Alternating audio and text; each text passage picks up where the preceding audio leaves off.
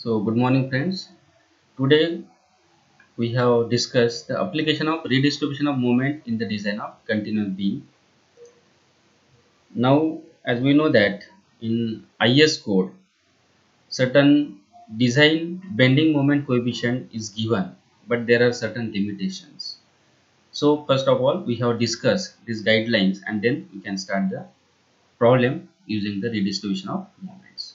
Now, this is the design of continuous beam as per the IS 456 2000 clause number 22.5 table page number 36.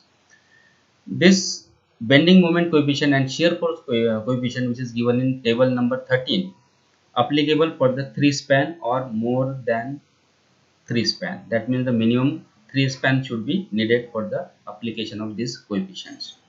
Second important thing, it should not differ by 15% of the longest. Third one, beam of uniform cross section which supports substantially uniformly distributed load. That means if there is a secondary load, point load is there, then we cannot use this bending moment coefficient. Similarly, when bending moment calculated using this coefficient, then redistribution shall not be done. No necessary to go for the redistribution of moments. Now, this is the explanation of the table number 12 IS 456 2000 regarding the bending moment coefficient.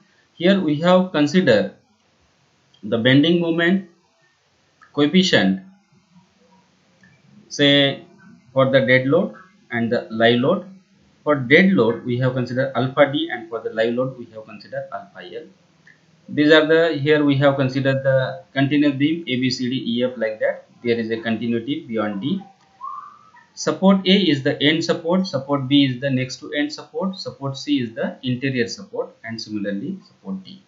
So alpha D, that is the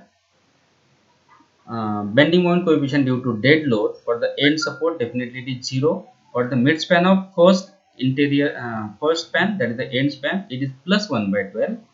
For the interior span, it is plus 1 by 16. That's why here it is 1 by 16 and here it is 1 by 16. Similarly, due to live load, bending moment coefficient for the end span it is plus 1 by 10, and for the interior span it is plus 1 by 12 and 1 by 12. For the support, at support A, end support, which we have considered the simple support, so bending moment coefficient is 0. For the support B, which is next to the end support, it is minus 1 by 10 and minus 1 by 9 for dead load and the live load. Similarly, for the other interior support, it is minus 1 by 12 and minus 1 by 9. Now we have discussed one example how we can apply these coefficients. Now here, as per IS 456, minimum 3 spans are needed. Longest 15% of the longest difference should not be permitted, subjected to UDL. That means the beam should be subjected to uniformly distributed load. No redistribution when coefficients are used, and at continuous support, if the span are differ, then for different span take average of the two moment. Here we have considered the beam A, B, C, D and E. It is observed that this is the 4 span beam. Support A is end support, support E is also end support, support B next to the end support, and similarly support D is also next to the end support, and support C is the other interior support or interior support. So here it is observed that I have shown first span LE1, LE2, LE3, LE4 like that. LE1 is 5.10 meter, LE2 is 5.25, LE3 is 6 meter, and LE4 is 5.5 meter. Now as per the limitations of bending moment coefficient, here longest span is 6 meter. So 6 multiplied by 15, that is 0.9. So 0.9 is the difference. So 6 minus 0.9, that is 5.10. That means here 5.10 is the smallest span, and that's why we can use bending moment coefficient for this beam. But if this value is 5 meter or less than 5.10 meter, then even though this span or more than 3, it is not applicable. Here the beam is subjected to UDL, but the span difference is more than 15%, then we cannot use this bending moment coefficient. This is the limitation of the bending moment coefficient. Now, for example, we have considered this is the plan. Here This is the one-way slab, cantilever slab, gallery is there, and these are the three two-way slab. Now when we design the beam ABCD, here it is observed that from one-way slab 50% load will be transferred to the beam ABCD and 50% to the EFGH. So beam ABCD is designed as a continuous beam. 3 span is there, equal span, each is having 4 meter, so no problem. Second thing is that it is constant cross section, and third, which is very important, that is the it is designed as a land section, T section, L section, because it is the end beam. But when we design the beam EFGH, here EFGH is related with the 50% load transfer from one way slab and triangular load transfer to the EFGH from the two way slab. So it is designed as a plan section, that is T section, intermediate beam. Similarly, beam IJKL equal span, 3 span 4 meter, cross section is also same, that's why no problem. So this beam is designed as a L section because the slab triangular load transfer to this beam along with the self weight of the beam. But when we design the beam EAEI, this beam is not designed using the bending moment coefficient because these are the two span. Second thing, one span is 5 meter and another is 3 meter, that's why this is also not applicable. So beam AEI is designed using the concept of the redistribution of moment. And again, one more interesting thing is that this slab, the steel arrangement of the steel is parallel to this beam, that's why none of the load will be transferred to this beam from the slab, one way slab, but 100% load from the cantilever.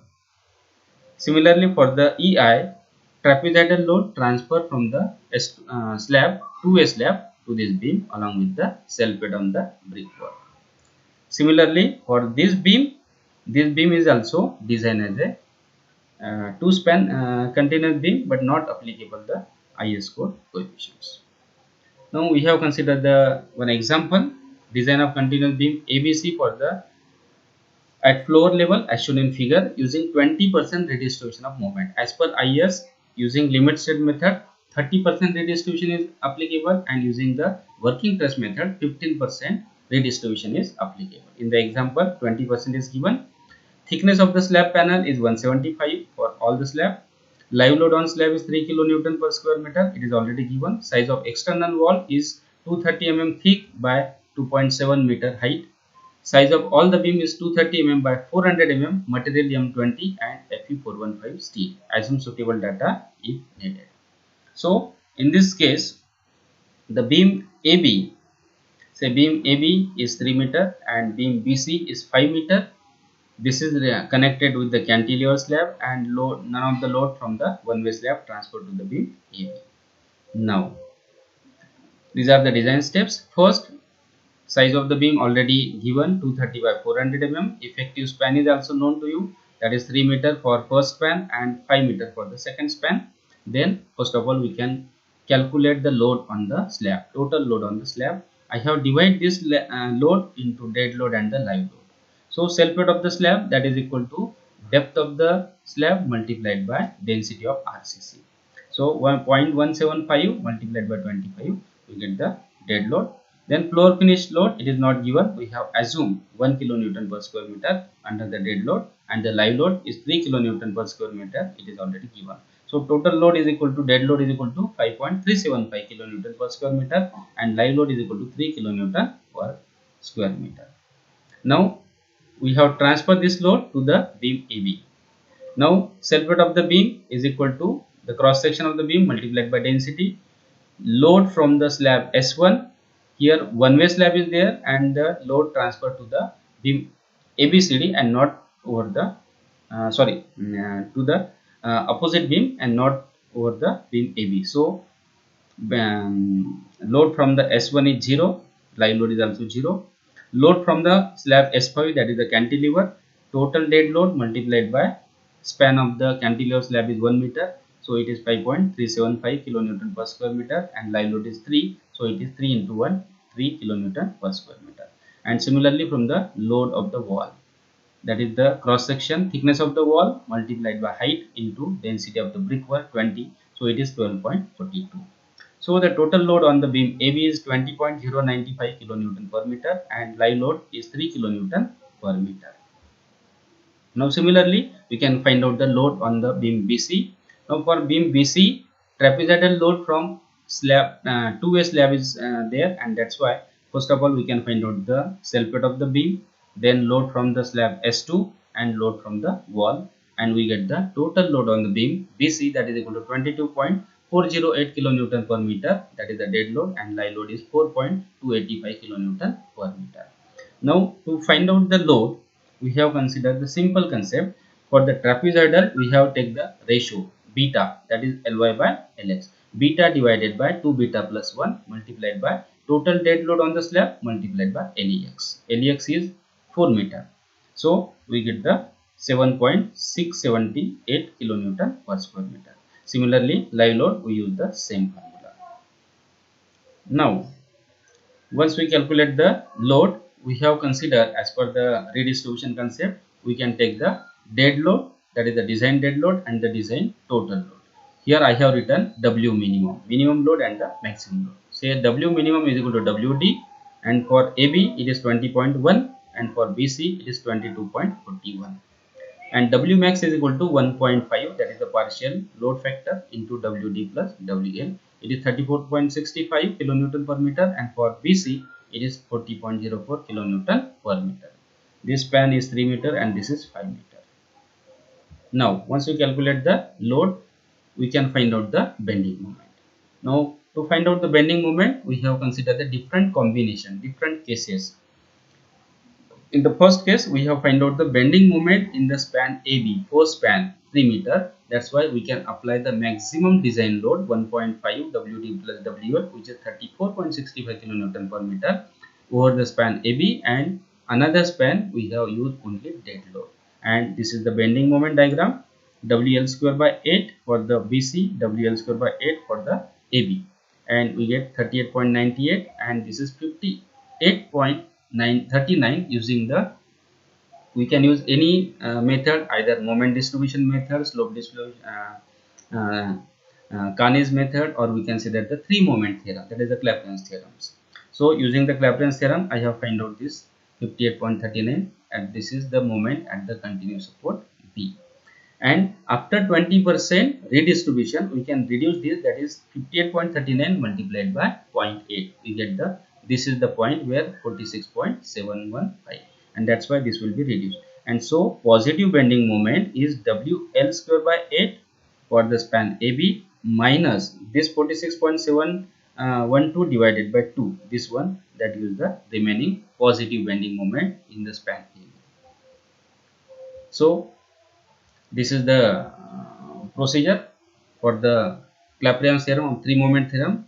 Moment at end A, that is MA L1 plus moment at end B, continuous support, 2 MB L1 plus L2. Here the cross section is same, that's why I is same, plus MC into second span L2 is equal to WU1 LE1 cube divided by 4 plus WU2 LE cube divided by 4.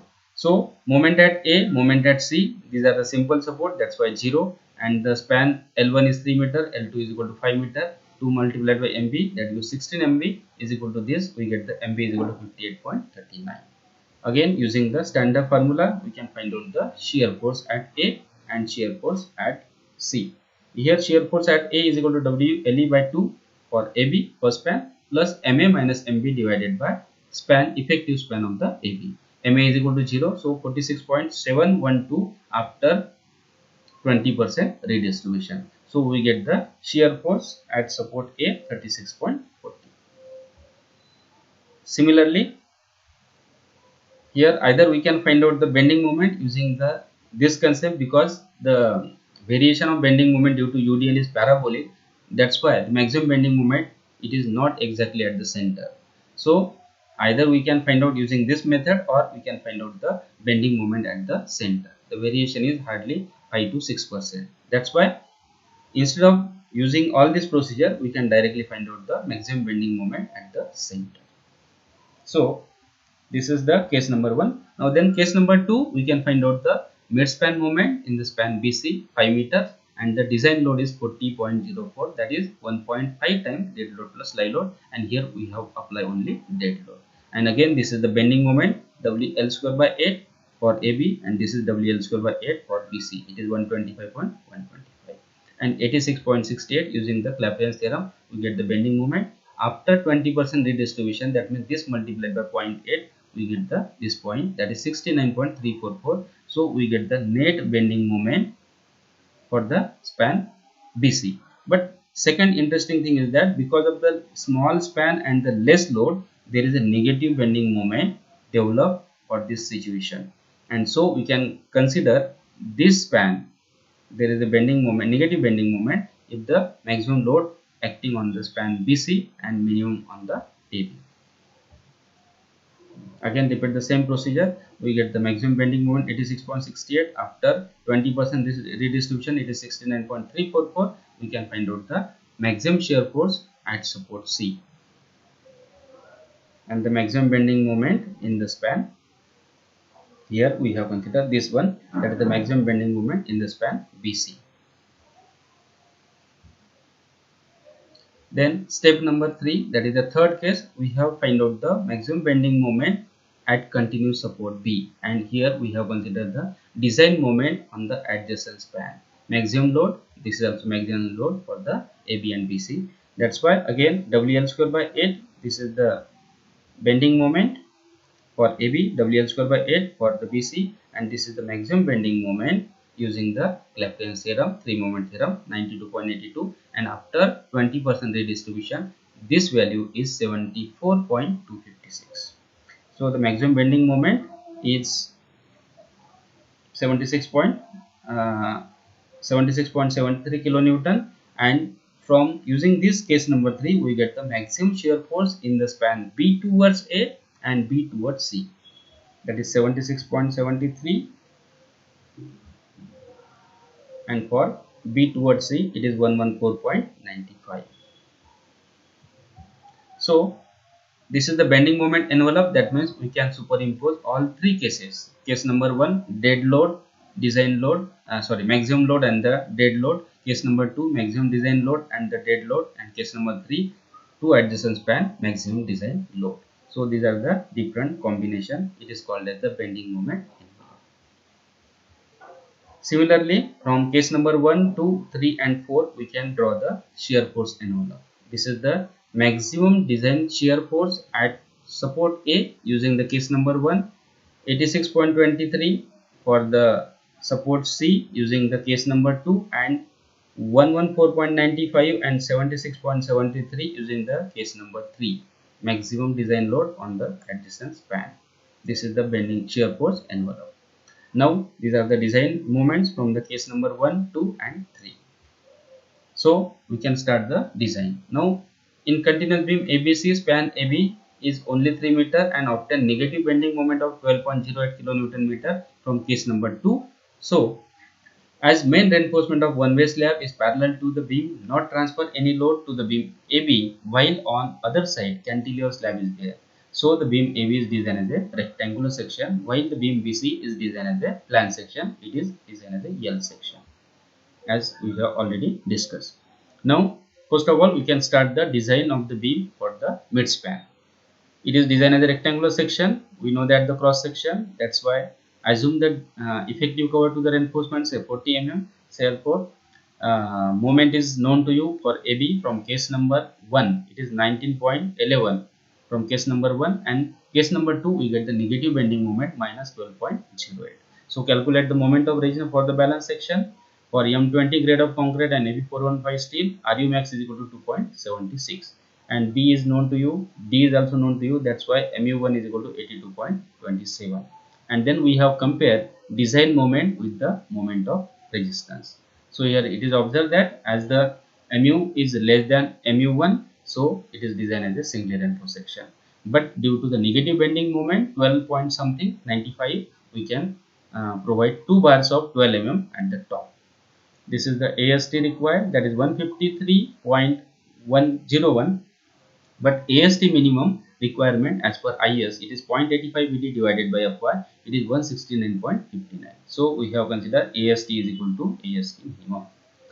Assume the 12 mm diameter as the main reinforcement. So number of bars is equal to 1.5. We can provide the 2 bars of 12 mm diameter at the bottom, and to resist the negative bending moment of 12.07, again we have provided 2 bars of 12 mm at the top.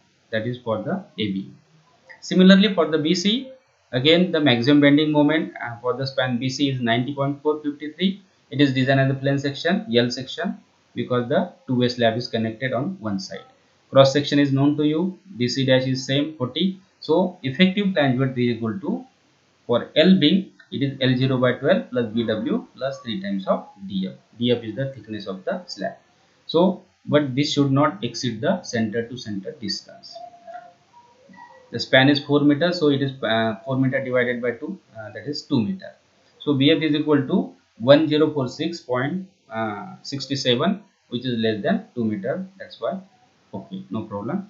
Then calculate the section capacity of the flange section. MUS is equal to 0.36 FCK into BF into DF, D minus 0.42 DF.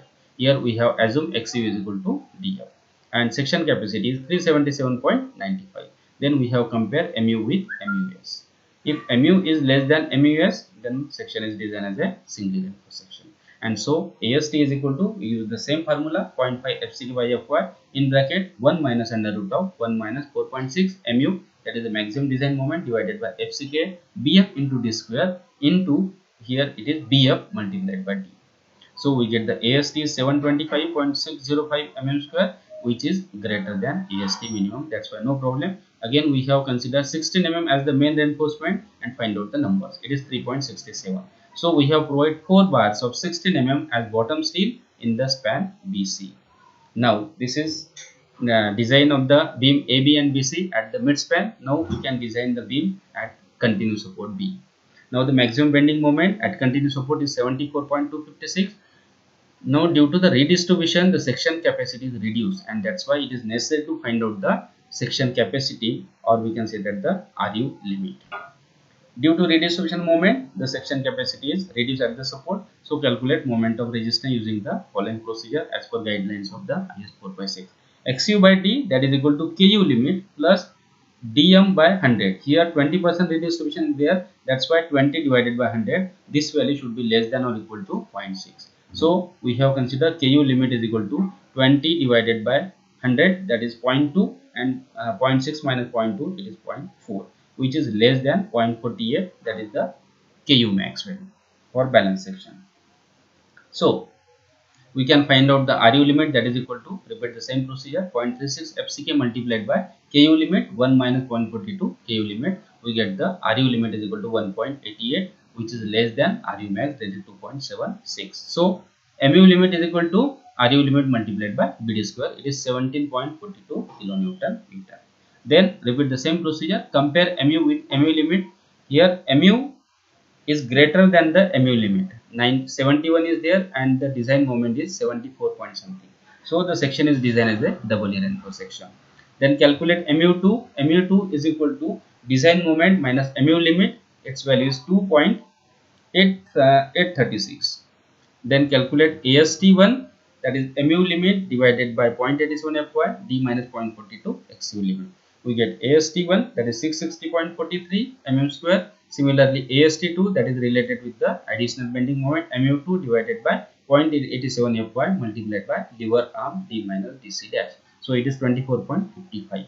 So AST is equal to AST1 plus AST2, which is 684.98. So AST minimum is equal to 169.59, and this is greater, that's why there is no problem.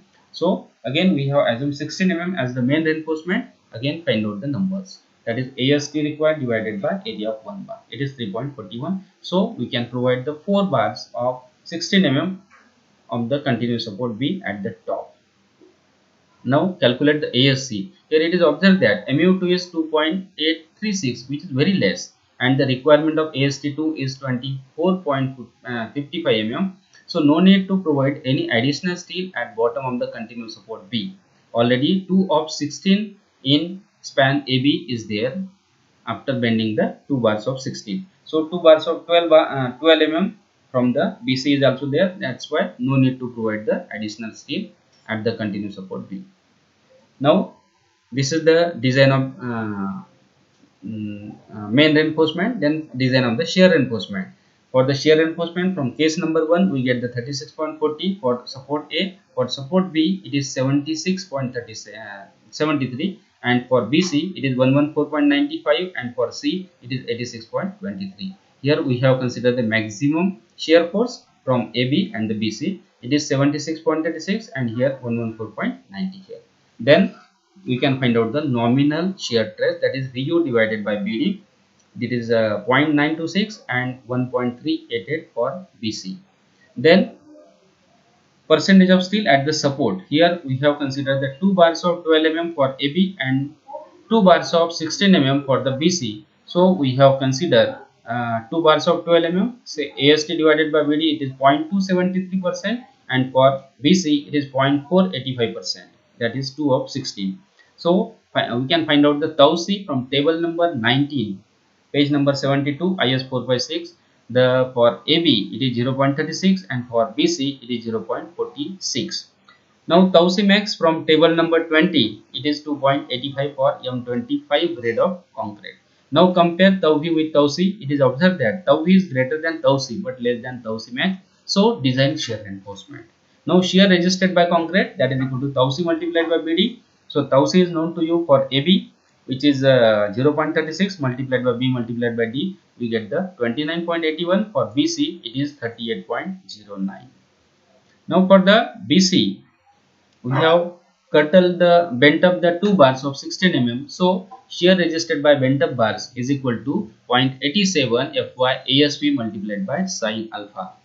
This is given in IS 456 page number 72. So using the 16 mm, two bars of 16 mm, so 0.87 into grade of steel 415 into 2 into 201 into sin alpha. Here alpha is equal to 45. That's why it is 0.707. So the shear resisted by bent up bar is 102.61, but this value should not exceed design shear force divided by 2. So design shear force divided by 2, it is 57.475. So instead of this we have considered 57.475, that is the shear resisted by bent up bar.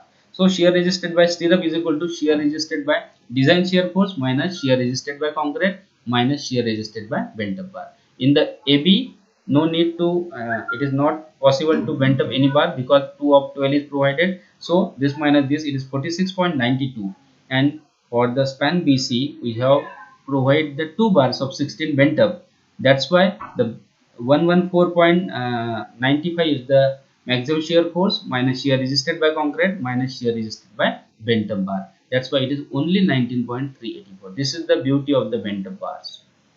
So assume the two leg vertical stirrups of diameter 8 mm. So we can find out the spacing, that is equal to 0.87 Fy ASP, that is the area of shear reinforcement, into D divided by shear resisted by stirrups, that is VUS. So it is 278.46, and for the BC, even though the span is much more, its spacing is very large, 673.99. But SP max, maximum spacing, should not exceed 0.75 D or 0.85 87 Fy ASP divided by 0.4 B, which is 270 mm. So we can provide 8 mm diameter 2 leg vertical stirrups 270 mm center to center throughout the span AB and BC. This is the shear reinforcement. Then check for deflection. Here we have considered only for the large span 5 meter. So D is equal to L by D basic multiplied by alpha 1 into alpha 2 into alpha 3. So L is equal to 5 meter minus 230, and basic ratio here, one support is simple and second is continuous. That's why 20 plus 26 divided by 2, it is 23. Then we can find out the Fs, page number 36, figure number 4, IS 456. We can find out the Fs, that is equal to 0.58 Fy AST required divided by AST provided. Here 4 bars of 16 mm is there and requirement is 684.98. So Fs is equal to 205.06 MPa. Then PT at the midspan, percentage of steel at the midspan is equal to 100 AST divided by PD, which is 0.97. So from figure number 4, we get alpha 1 is equal to 1.1. Alpha 2 for the compression steel. Again, here we have singly reinforced section. So 1.15 as ASC. Alpha 2 for the 0.48% ASC, we have provided 2 bars of 12 mm at the top. So it is 1.15, figure number 5. That's why alpha 2 is equal to 1.15. Alpha 3 is equal to 0.80 as BW by BF, that is the plane section. It is related with the plane section. Figure number 6 IS 456. So its value is 0.219. So D is equal to, using this same formula, we get the 204.93, which is less than 360 mm. That's why it is safe. Now the last check, this is the check for development length. LD should be less than or equal to 1.3 m1 by V plus L0 to confine the concrete, and that's reinforcement. That's why we have considered increase the moment ratio by 30%. So LD is equal to for Fe415 we can take 47.5. L0 is equal to anchorage length LS by 2, that is the width of support divided by 2 minus DC, plus we have considered the 90-degree bend, that's why 8 multiplied by 5, 8.5. Generally here we have considered 12.5. So L0 is equal to 203, M1 is equal to 0.87 Fy, AST1, that is the AST at the section, D minus Fy, AST1 is related with the AST at support divided by FCK into B. So we get the M1 is equal to 46.87. Design shear force at support C is 86.36. So we get the LD is equal to 752 and M1 by V plus L0 into 1.3, which get the 909.61. So check for deflection is development length is also okay. Now this is the reinforcement detail. Now this is very important part of the design. Now here span AB is there, which is small span 3 meter, and BC is there, which is large span 5 meter. Here instead of anchor bar we have provided 2 bars of 12 mm to reduce the negative bending moment 12 point something, and here 19 point something positive bending moment we have provided 2 bars of 12 mm because the AST required is less than the AST minimum. So 2 of 12 is here, 2 of 12 is here at the bottom as well as at top. Similarly for the BC span, this is 4 bars of 16 mm out of 16. Instead of curtailing, we have bent up the bars to take the benefit of the additional steel at the support, continuous support B. So 2 bars of 16 mm is bent up like this, and here 2 of 16 bent up towards support C.